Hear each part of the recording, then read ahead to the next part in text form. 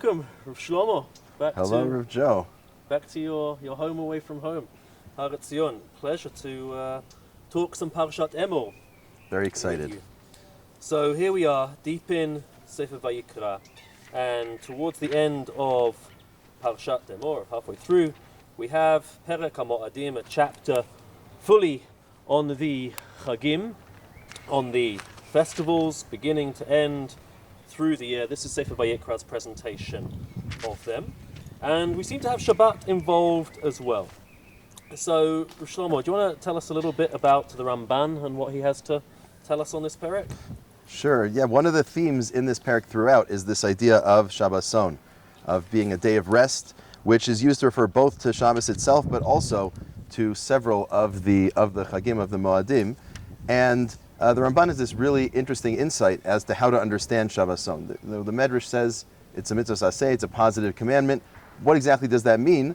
The Ramban says it doesn't just mean that you reinforce all the prohibitions of Shabbos with a positive mitzvah, but there's actually a broader principle, an overriding principle that defines what Shabbos is, that we learn out from Shabbason. And if you were going to translate Shabbaton into English, what would you call it? Maybe a day, sabbatical, a day of rest, time of rest. But I think maybe it's best translated by the way we live it, by the way we experience our Shabbos. For the Ramban, Shabbos is not just about a set of prohibitions of the 39 Malachos. It's about an overall day of rest, a day where we're separated from all of our pursuits of the week, and we can spend our time serving Hashem with our family, and that's the experience of Shabbason. You think that's the cumulative effect of living Hilchot Shabbat and Hilchot Yom Tov and its positive and negative things, or it's something actually not the cumulative effect, but in addition to? So hopefully it is. Hopefully if you keep the halachos, that will yield something similar to Shabbason, but it's not necessarily sufficient. And the Ramban really emphasizes this, that you could technically not violate any Isur Doraisa, not do any of the malachos, and you could own your business and be open all Shabbos, or you could go carrying heavy burdens all Shabbos, and technically you haven't violated anything. Nowadays we might say, electricity, assuming it's not Doraisa, you can be on your computer all day placing trades or something, and you haven't violated any Isur Doraisa. The way in which you're describing it reminds me of another very famous Ramban. It depends which community you're talking to when you say a famous Ramban, or what's the most famous Ramban, but in certain communities, the most famous Ramban, one of, would be on last week's Parsha, right? The beginning of Parshat Kedoshim. The Ramban famously says, well, what does Kedoshim Tihu mean? You should be holy. Well, in what way should I be holy? And he introduces this concept of Naval B'Reshut HaTorah, that it's possible that a person lives a life which ticks every halachic box, and yet nevertheless is a Naval, a Bor, living a life which is not a dignified life within the bounds of the halakha. Would it be true to say that the Ramban has this sort of inclination to create broad sort of meta categories that capture the spirit of the halakha and sort of try to prevent us from missing the wood for the trees? Absolutely.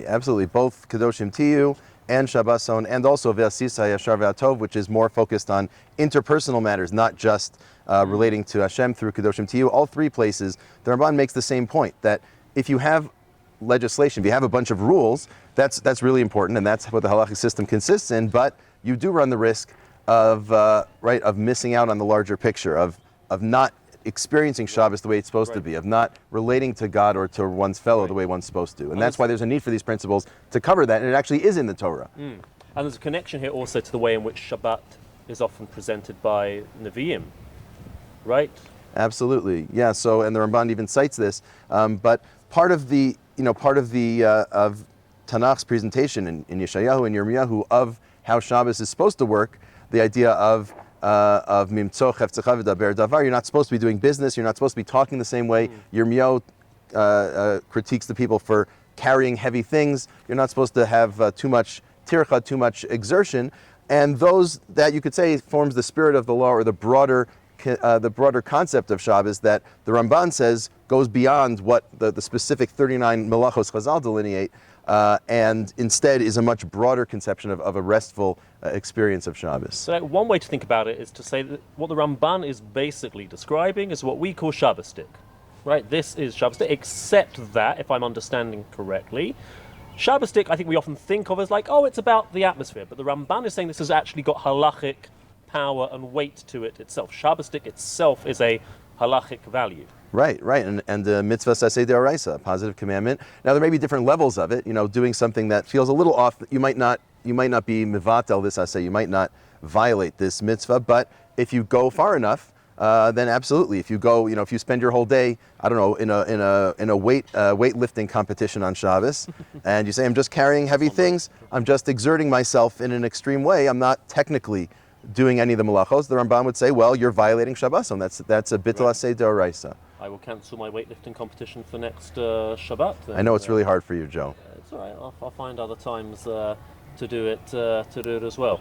Thank you so much, Rav Shlomo. It feels to me this has got great contemporary relevance and significance to how we think about Shabbat, not just halachically and in the abstract, but for what it means today in our world where we are in need of it now more than ever. Absolutely. And if I could just add, people talk about taking a break from social media or a break from a computer. I don't know anyone who's on social media. Not necessarily. But